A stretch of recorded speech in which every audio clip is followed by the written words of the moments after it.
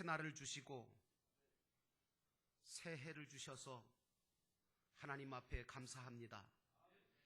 하나님이 주시는 모든 것들은 다 새 것이며 큰 것이며 놀라운 것임을 우리가 이 시간에 믿음으로 받게 하셔서 이 새해를 시작하는 이 첫 주일 예배를 통해서 우리 마음이 새로워지고 우리 인생이 새롭게 출발되게 도와주시고 전에는 경험하지 못했던 하나님의 성령이 함께 하시는 은혜를 체험하면서 이 한 해를 시작하게 하옵소서.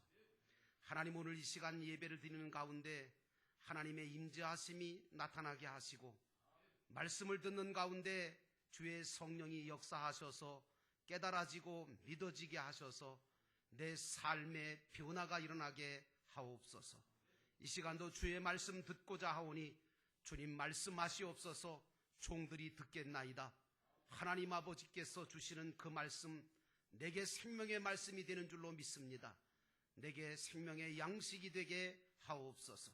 이 시간도 주님의 말씀이 우리 모두에게 성령의 충만함으로 기름 부어지기를 원하옵고 예수님의 이름으로 간절히 기도하였사옵나이다. 아멘. 이제 2014년 새해 첫 주일이 되었습니다. 올 한 해 여러분 모두가 하나님의 축복하심을 따라서 행복한 신앙생활을 하시기를 주의 이름으로 축원합니다. 여러분, 예수 믿는 우리는요 반드시 행복해야 됩니다. 제가 그냥 말씀드리는 게 아니고 예수 믿는 사람들이 반드시 행복해야 할 충분한 이유와 근거를 가지고 있기 때문에 이 말씀을 드리는 겁니다. 제가 가지고 있는 작은 바람 중에 하나가 있다면 여러분들 입에서 나는 영도교회 다니게 돼서 참 다행입니다, 참 행복합니다 라고 하는 말을 듣는 겁니다. 영도교회가 예수님의 소원을 따라서 영혼을 구원하며 제자 삼는 하나님 나라 가족 공동체가 되려면 먼저 우리 자신들이 행복해져야 된다고 저는 생각합니다. 우리가 행복해야 안 믿는 사람을 교회로 인도할 수 있지, 우리가 하나도 행복하지 않은데 믿지 않는 사람들을 무슨 전도를 하겠어요? 이제 길거리에 나가서 전도하시는 분들을 이렇게 보면 안 믿는 사람들에게 이렇게 말합니다. 예수 믿으면 천국 가고 예수 안 믿으면 지옥 갑니다 라고 외쳐요. 사람들은 겉들도 보지도 않고 지나가요. 왜 그럴까요? 저들은 천국도 지옥도 믿지 않기 때문에 관심도 없어요. 들으려고 하지도 않아요. 그런데 여러분, 만약에 저와 여러분들이 우리가 진짜 너무너무 행복하게 사는 모습을 그들에게 보여주면 어떻게 될까요?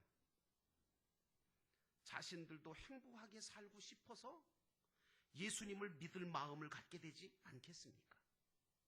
그러므로 여러분과 저는 안 믿는 사람을 전도하기 위해서라도 행복해지셔야 됩니다. 행복해지기를 주의 이름으로 축원합니다. 축원합니다. 오늘 바울 사도는요 데살로니가 교회 교인들에게 우리가 행복해지는 것이 하나님의 뜻이라고 말하고 있는 거예요. 그러면서 항상 기뻐하라, 쉬지 말고 기도해라, 범사에 감사하라, 이렇게 말씀하시는 겁니다. 여러분, 부모님들은요 자기 자식들이 어떻게든지 간에 행복하게 사는 게 소원이고 바람이고 그게 또 기쁨이잖아요.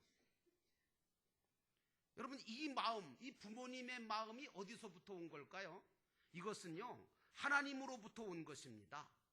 그렇기 때문에 영의 아버지이신 하나님께서는 육신의 부모님보다 훨씬 더 우리가 행복하게 살기를 바라십니다. 그런데 교회 안에서 진짜 행복하게 신앙생활하는 크리스찬을 발견하기가 쉬워요, 어려워요? 잘 모르세요? 교회 안에서 진짜 행복한 크리스찬을 발견한다? 이거 쉽지 않습니다. 왜 그럴까? 목회하는 저도 궁금했어요. 이게 도대체 왜 그럴까? 여러분, 근데 그 근본적인 이유가 저는 어디 있다고 보느냐 하면, 아마도 우리가 본받고 우리가 닮아가야 될, 우리가 믿고 있는 그 예수 그리스도에 대해서, 예수님에 대해서 뭔가 잘못된 이미지를 가지고 신앙생활을 하기 때문이 아닌가, 전 그렇게 생각이 됩니다. 여러분은 예수님 그러면 뭐부터 딱 떠오르시죠? 머리에? 십자가, 끔찍한 십자가, 또 가시면류관, 그리고 막 채찍 맞고 고난받고 피 흘리고 고통스러워하는 모습, 겟세마네 동산에서 애써 피를 흘리면서 기도하는 모습, 대부분 믿는 사람들이 다 예수님에 대해서 이런 이미지를 가지고 있어요. 그러다가 보니까, 그런 이미지를 갖고 있다 보니까 자연히 신앙생활은 어떠냐? 점점 힘들어지는 거예요. 점점 어렵고 희생하는 것만 생각이 드는 거예요.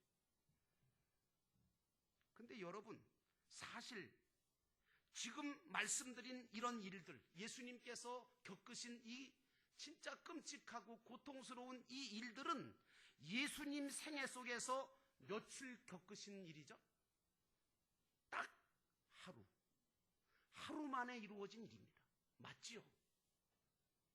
예수님은요, 일평생 그렇게 사신 분 아니에요. 예수님은 단 하루만 힘드셨지 다른 날들은 다 행복하게 사셨고, 즐겁게 사셨고, 평화롭게 사셨고, 기쁘게 사셨습니다. 잘 모르시나 봐. 아멘도 안 하는 거 보니까. 그런데 교회에서는 자꾸만 십자가, 희생, 고난 이런 것들만 강조하다 보니까 신앙생활이 재미가 없고 까다로워지고 힘들어지는 거예요. 그래서 어떤 분은 예수 믿기 전에는 진짜 재미있는 분이었는데 예수를 오래 믿다 보니까 점점 재미가 없어지는 분이 계시더라고요. 이거 왜 그럴까 그랬더니 예수님에 대해서 잘못된 이미지를 심었기 때문에 그런 거예요. 그래서 저는 오늘 아침과 또 오늘 저녁부터 시작되는 신년 부흥 집회를 통해서 진정한 행복은 어디서부터 오고 진정하게 우리가 행복한 신앙생활을 하려면 어떻게 해야 될까라고 하는 것을 집중적으로 말씀을 통해서 전하면서 함께 은혜를 나누고자 하는 것입니다. 우리가 행복한 신앙생활을 하려면요, 먼저 예수님의 삶에 대해서 올바른 이미지를 다시 한번 생각해 봐야 돼요. 생명의 삶 공부를 하신 분들은 들으셨겠지만 예수님의 삶을 보면 한마디로 예수님은 행복한 분이셨어요. 그걸 어떻게 아느냐? 그러면 예수님은 사람 사귀는 걸 그렇게 좋아하셨어요. 뭐 이방 사람이든 세리든 어부든 누구든 간에 하여튼 예수님은 사람 사귀는 걸 그렇게 좋아하셨어요. 그리고 예수님은 잔치를 그렇게 좋아하셨어요. 잔치를. 여러분, 첫 번째 예수님의 기적이 어디서 일어났죠? 잘 모르셔요? 가나 혼인잔치에서. 그러니까 교회도 자꾸 잔치 분위기를 만들어야 교회가 부흥되는 줄로 믿습니다. 그런데 바리새인들은 뭐라고 하느냐 하면 예수님을 가리켜서 먹고 마시기를 좋아하고 죄인들과 어울리는 죄인의 친구라고 비난을 했어요. 그런데 사실 예수님은 왜 그렇게 하셨는가 했더니 믿지 않는 죄인들의 영혼을 구원하기 위해서 그들과 어울리신 거예요. 그리고 그들과 잡수시고 그들과 대화한 거 아닙니까? 오늘 우리 크리스찬들은 안 믿는 자들의 영혼을 구원하기 위해서 그들을 찾아가서 그들과 대화하고 그들과 좀 어울릴 필요가 있습니다. 교회 안에만 있다고 해서 기도만 한다고 해서 믿지 않는 사람들이 믿나요? 우리도 예수님처럼 전도 대상자인 VIP를 정해놓고 좀 기도하면서 그들을 찾아가서 만나고 사랑으로 섬김으로 그들의 마음을 감동시켜서 그들이 목장으로 그리고 교회로 인도될 수 있도록 애를 쓸 때 영혼 구원의 역사가 일어나는 것이고 교회가 부흥되는 줄로 믿습니다. 그러니까 여러분, 예수님은 진짜 좀 특별하신 분이었어요. 또 예수님은 아주 재미난 분이었어요. 재미난 분. 그걸 어떻게 할 수 있느냐? 제자들한테, 자기가 부르신 제자들한테 별명을 하나씩 붙여줬어요. 어렸을 때 별명 붙여주는 친구들이 재미난 친구들이거든요. 마가복음 3장에 보면 야고보하고 요한이 성질이 불같고 급하니까 예수님께서 그들에게 붙여준 별명이 뭐냐? 보아노게라는 별명입니다. 그게 뭐냐? 천둥의 아들, 번개의 아들, 그런 뜻이에요. 그러니까 우리나라로 말하면 번개돌이죠, 번개돌이. 또 예수님은 헤롯 왕이 자꾸만 교활하게 굴고 정말 못되게 굴고 예수님 핍박하고 그러니까 그를 가리켜서 뭐라고 표현하는가 하면 그의 헤롯의 별명을 여우라고 붙여주셨어요. 예수님은 또 말씀하실 때 보면 어떤 과장법이라든가 비유법 이런 걸 참 잘 쓰신 것 같아요. 한 번은 부자 청년이 찾아왔잖아요. 찾아와가지고 뭐라 그럽니까? 예수님, 어떻게 하면 영생을 얻을 수 있나요? 예수님께서 뭐라 그러셨죠? 부자가 천국에 들어가는 것보다 낙타가 바늘구멍으로 들어가는 것이 더 쉽다. 이거 어마어마한 과장법입니다. 이게 예수님의 유머예요. 그런데 제자들은 예수님은 유머로 말씀하셨는데, 과장법 유머로 말씀하셨는데, 제자들은 이걸 모르고 이걸 그 말씀 그대로 액면 그대로 받아들여가지고 실제로 낙타가 바늘기로 어떻게 들어갈 수 있느냐는 거죠. 자, 그렇다면 부자는 절대로 천국에 못 들어간다는 말이냐? 아주 심각해졌어요, 얼굴이. 그러니까 예수님께서 할 수 없이, 야, 너무 심각해지지 마라. 사람으로는 할 수 없지만 하나님으로는 할 수 있어. 이렇게 말씀하신 거예요. 근데 참 재미있는 게 한때 이 말씀을 가지고 예루살렘에 가면 정말 바늘기라고 하는 성문이 있는데 그 문은 너무 작아서 고개를 숙이지 않으면, 무릎을 꿇고 허리 굽히지 않으면 들어갈 수가 없는 문이 있다고. 그러니까 겸손하고 기도해야만 천국에 들어간다고 한국교회에서 막 강조한 적이 있어요. 들으신 분 계실 거야 아마. 근데 제가 성지순례 가보니까 없더라고요. 없어요. 그냥 예수님께서 과장법으로, 비유로, 그리고 유머로 쓰신 말씀이거든요. 또 한 번은 예수님께서 죄에 대해서 아주 경계하시고 그리고 죄를 짓지 말아야 될 것을 재미있게 과장법으로 표현하신 적이 있어요. 그게 뭔지 아세요? 너희 눈이 범죄하면 어떡하라고요? 눈을 빼버리래요. 너희 손이 범죄하면 어떻게 해요? 손을 잘라버리래요. 차라리 한 눈과 한 손을 가지고 천국에 가는 것이 낫다는 거예요. 이 무시무시한 말씀을 재미있게 과장법으로 말씀하신 거예요. 근데 만약에 제자들처럼 우리가 이 말씀을 액면 그대로 다 받아들여서 그대로 행하셨다고 합시다. 여기 여러분 앉아 계시는데 여러분과 저의 모습이 어떻게 앉아 있을 것 같아요? 예? 예. 분명히 지금의 모습은 아닐 거예요. 온전한 모습이 아닐 거라 그런 얘기예요. 우리 예수님은 이처럼 심각한 말씀도 좀 재미있는 비유로 그리고 유머러스하게 잘 표현하신 분이에요. 뿐만 아닙니다. 예수님은 어른만 좋아한 게 아니라 남녀노소 어린아이들까지 예수님을 너무너무 좋아했어요. 그래서 아이들 보세요, 여러분. 아이들이 얼마나 영특한지 아시죠? 아이들은요, 영특하기 때문에 자기를 사랑해 줄 사람인지 아닌지 벌써 봅니다. 자기를 알아주고 자기하고 재미있게 놀아줄 수 있는 분이 누군지 그거 알아봅니다. 그래서요, 얼굴이 좀 엄격해 보이거나 인상이 좀 안 좋거나 가봤자 재미없는 사람한테는 절대로 안 가요. 여러분들은 애들이 막 오시나요? 예? 그래야 예수님 닮은 건데. 그런데 예수님에게는 아이들이 막 달려갔어요. 그래서 막 품 안에 안기고 막 올라타고 막. 예수님께서 그냥 그 아이들을 품에 안으시고 안수를 해주시고 막 그랬죠. 한 번은 어린아이들이 막 달려오니까 제자들이 이거 안 되겠다 싶으니까 어떻게 해요? 아이들 오는 걸 막았어요. 그러니까 예수님한테 되게 혼났죠. 천국이 저희들 것인데. 여러분, 예수님은 그 밖에도 참 편안한 분이셨던 것 같아요. 그래서 제자들도 편안하게 예수님께 모든 말 같지도 않은 질문들을 막 이야기하고 대화하고, 사실은 죄 많은 세리들이 어떻게 예수님하고 대화하고 밥을 먹을 수 있어요? 근데 편안하게, 또 사마리아 여인도 어떤 누구와도 편안하게 대화를 해주셨어요. 저는요, 좀 편안한 사람이 예수 믿는 사람 같아요. 예수 믿는 사람은 좀 편안해야 된다고 생각합니다.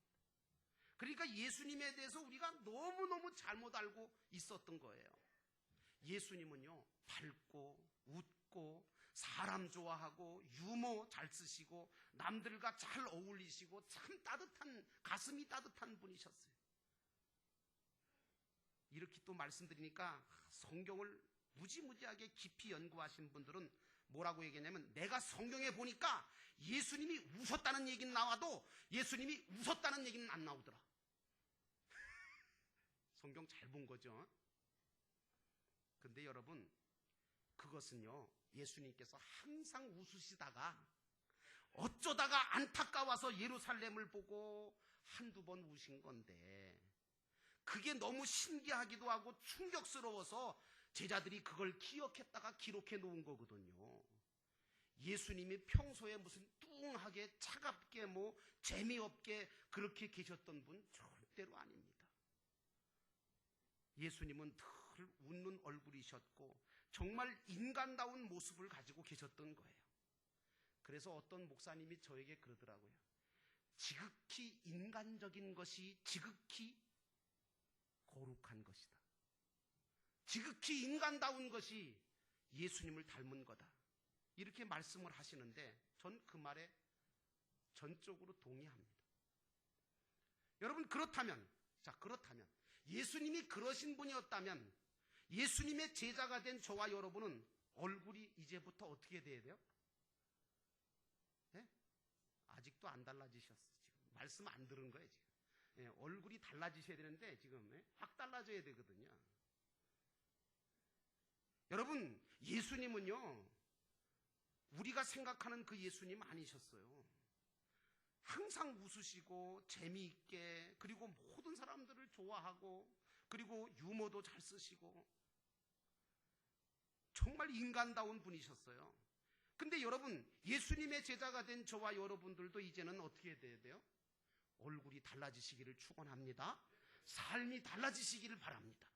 그러셔야 돼요. 그래서 여러분들에게는 누구나 좋아하는 여러분 되셔야 돼요. 이제부터 여러분은 예수님처럼 재미있고 편안하고 유머스럽고 누구와도 잘 어울릴 수 있는 분들이 되시기를 축원합니다. 축원합니다. 그러셔야 돼요. 이런 사람이 행복한 사람이 되는 거예요.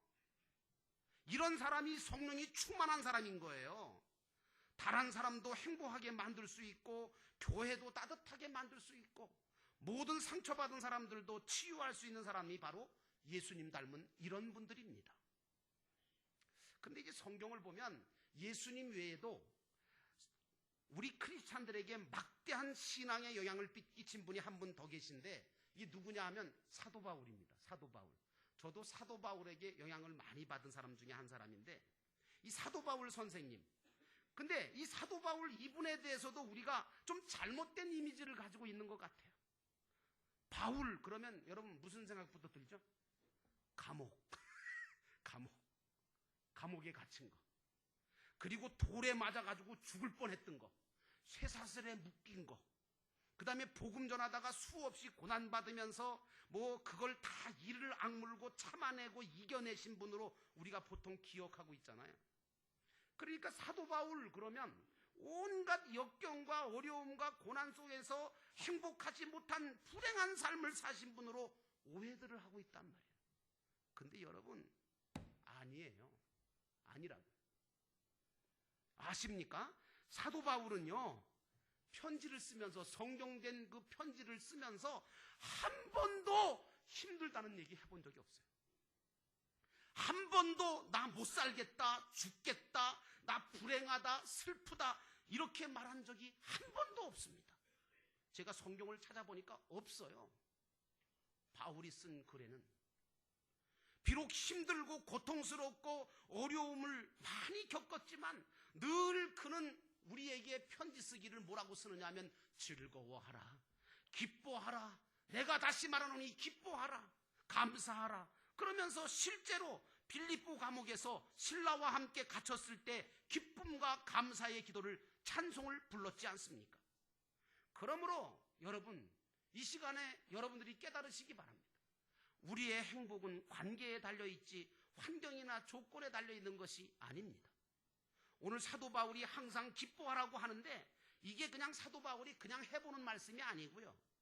정말 자기 자신이 정말 기뻐서, 기쁨이 가득 차서 기뻐하라고 말하는 겁니다.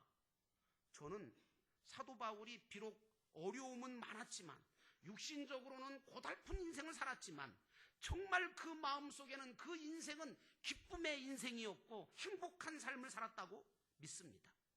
사도행전 16장에 신라와 함께 복음 전하다가 빌립보 감옥에 갇혔을 때도 한밤중에 보통 사람들 같으면 신음소리를 내고 고통을 호소할 거 아니겠습니까?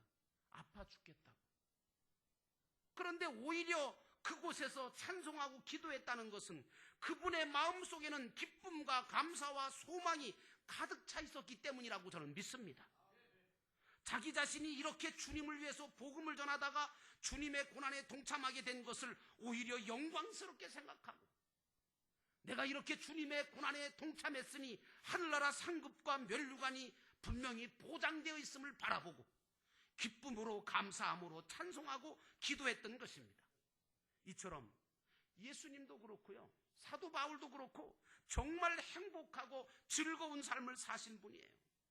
그러니까 여러분, 결론적으로 말씀드려서 오늘 믿는 여러분들, 오늘 이 자리에 계신 우리 영도교회 가족 여러분, 여러분들도 예수님처럼 바울처럼 좀 재미있게, 즐겁게, 행복하게, 그리고 믿음과 소망을 가지고 좀 힘들고 어려워도 하늘나라 소망을 가지고 기쁨을 잃지 말고 신앙생활 하시기를 주의 이름으로 축원합니다. 그래서 행복해지셔야 돼요. 여러분이 새해부터는 그렇게 살겠다고 하셔야 돼요. 여러분, 행복은 그냥 저절로 오는 거 아닙니다. 행복은요, 내가 행복해지겠다고 의지적인 결단을 할 때, 그리고 그 결단하고 소원하고 기도하고 나갈 때 행복하게 살 수 있는 하나님의 역사가 일어나는 것을 믿으시기 바랍니다. 제가 이제 오늘 저녁 집회에서부터 이렇게 행복하게 사는 비결에 대한 얘기들을 좀 하려고 하는데, 모쪼록 여러분, 이 새해 2014년부터는 여러분들의 삶이 예수님의 삶으로, 바울의 삶으로 변화되시기를 주의 이름으로 축원합니다. 그래서 여러분들은 행복하게 잘 살 수 있는 복된 역사를 체험하시고 예수님처럼 바울처럼 여러분도 이 한 해, 아니 남은 인생 동안 행복한 신앙생활을 할 수 있는 능력자가 되시기를 주의 이름으로 축원합니다. 기도하겠습니다. 기도하실 때 하나님, 오늘 우리가 누구 때문에 행복하고 무엇 때문에 행복해야 합니까? 하나님, 내가 무엇 때문에 지금 불행하고 내게 주어진 어떤 것들 때문에 아파하고 있지는 않습니까? 하나님, 오늘 이 시간 우리가 주님의 품 안으로 들어가게 하시고 예수님을 바라보고 우리도 행복할 수 있게, 바울을 바라보고 믿음으로 행복한 삶을 살아가는 저희들 되게 하옵소서. 하나님, 오늘 우리들의 마음속에 진정으로 모든 걸 다 하나님께 맡기고 주님 안에서 주님 따라가면서 행복한 신앙생활 할 수 있도록 성령께서 저희들의 마음을 위로하시고 새로운 마음을 주시옵소서. 그래서 이 한 해부터 전혀 새로운 마음으로, 새로운 삶으로 바뀌어지게 하소서. 하나님, 전보다 더 행복한, 더 기쁨이 있는 삶을 살아갈 수 있는 믿음의 사람 되게 도와주옵소서. 이 시간 우리 함께 잠깐 동안 통성으로 기도합니다.